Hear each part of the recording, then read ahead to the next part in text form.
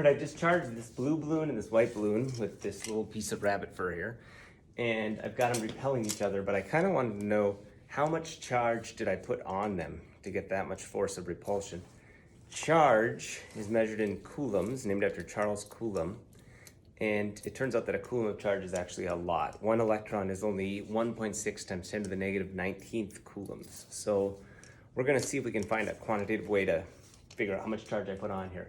So the first thing I wanna know is how far apart the balloons are, which it looks like on average they're staying about 25 centimeters apart. The amount of force depends on how far apart they are. The next thing I'm gonna do is measure the angle with the vertical using this plumb line I have, and it's about 22 degrees. That balloon is making a 22-degree angle with the vertical. Now, if it was just gravity, the balloon would hang straight down, so it's being pushed sideways. So I made a little diagram on the board, which we're walking over to right now. I think we can see that. So this is going to represent the white balloon.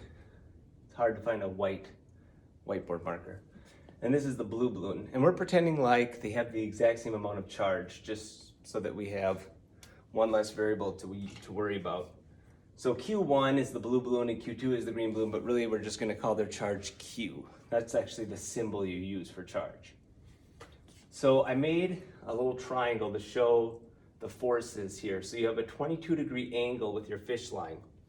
The tension in that fish line is trying to do two things. It's trying to support the weight of the white balloon, which is 0.032 newtons. Balloons are only about 3 grams, which is like 0.032 newtons. So that's what the vertical component of the tension is trying to do. The horizontal component is really because the balloon was pushed away. There's actually an equal force on both balloons pushing them away, but this blue balloon is taped in place, so it can't move. But this balloon is being pushed, and so the tension has to pull back with an equal force. And so you can use tangent because I know the adjacent here and I want the opposite. So the force E, which is really the electric force, has to be 0.013 newtons. It's less than a 45 degrees, so you can predict it's less than the weight. So it's 0.013 newtons is what it's being pushed away with. All right, so we're going to use Coulomb's law, which looks a lot like the universal gravitation law, to calculate this amount of charge, Q.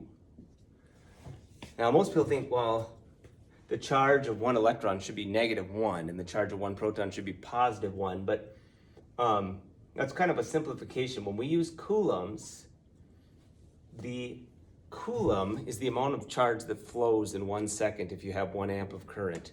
So it's a kind of common important unit. One electron only has 1.6 times 10 to the negative 19th coulombs. So a coulomb is 6 billion electrons, 6 times 10 to the 18th electrons flowing past a point every second. So we're probably going to have more than 1.6 times 10 to the negative 19th coulombs, but way less than 1 coulomb.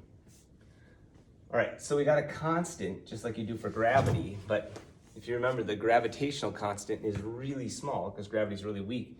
This one is really big because electricity is really strong. So that's 9 times 10 to the 9th.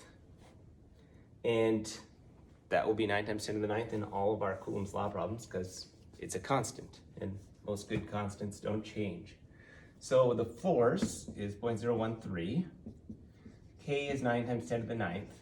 And I'm going to kind of cheat. Instead of calling it Q1, Q2 and trying to find two things, I'm going to say, since I rubbed both balloons for about 10 seconds, they have the same Q. I'm going to call that Q squared. And then I'm going to divide by the distance between them squared. It's kind of an important thing to know about static electricity is that it's an inverse squared force. So if you get twice as far away, you have 1/4 the strength of attraction or repulsion from electricity.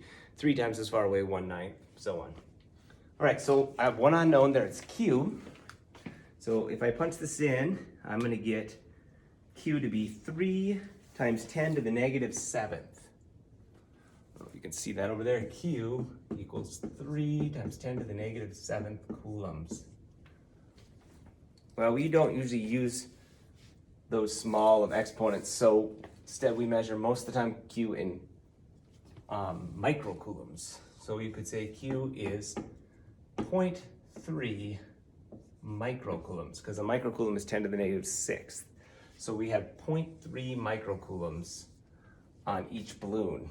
So way more than 1.6 times 10 to the negative 19th. But the microcoulomb is a pretty common amount of charge for you to put on something. If you were to just rub some fur on it for a few seconds, you probably would put like a microcoulomb, or in this case, about a third of a microcoulomb on there. All right, just a little bit more about Coulomb's law. So Coulomb's law, remember, F equals K Q1 Q2 over R squared. He said it looks a lot like the gravitational force, which is big G M1 M2 over R squared. So mass contributes to the force of gravity. You need to have two masses to have gravitational attraction, and it's inverse squared. Charge contributes to the force of electricity, and you got to have two charged things. You can have a field with one, but you can't have a force unless you have two. And then they're inverse squared as well. So they seem really similar, but the constants is really the big difference. K for electricity, the electricity constant is 9 times 10 to the 9th, where G, big G, is 6.67 times 10 to the negative 11th. So you can see 20 orders of magnitude difference in terms of the strength of these forces. So electricity is way stronger, but remember that electricity can be attractive and repulsive, and gravity is only attractive. So that's another big difference between them, right? So when you're trying to figure out the force of attraction or repulsion, if these two are opposites, they attract, and that's always going to give you a negative sign for force. If you ever get a positive sign for force, that means these were the same charge and then they repelled. For gravity, you're always going to get a positive because there are no negative masses. So that's a little bit about the difference. So what I want to do is calculate the force of attraction between the one proton in hydrogen, because that's all it's got, and the one electron. So regular hydrogen, what is the force of attraction between the one proton and the one electron? All right, so I'm going to do 9 times 10 to the 9th, and the charge of one proton, which is positive 1.6 times 10 to the negative 19th coulombs. This is a number that's probably worth memorizing, the charge of an electron or the charge of a proton.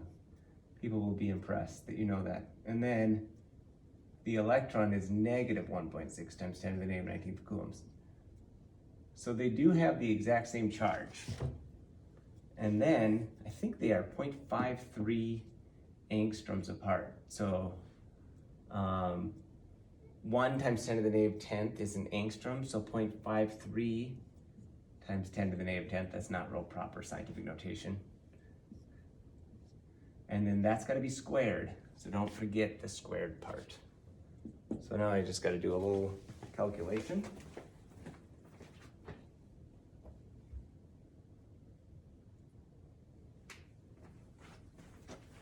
All right, they are attracted with 8.2 times 10 to the negative 8th newtons. I hope you can see that. 8.2 times 10 to the negative 8th newtons.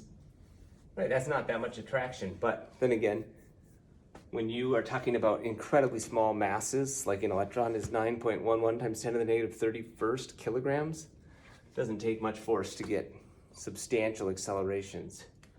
So 8.2 times 10 to the negative 8th would be the force of attraction.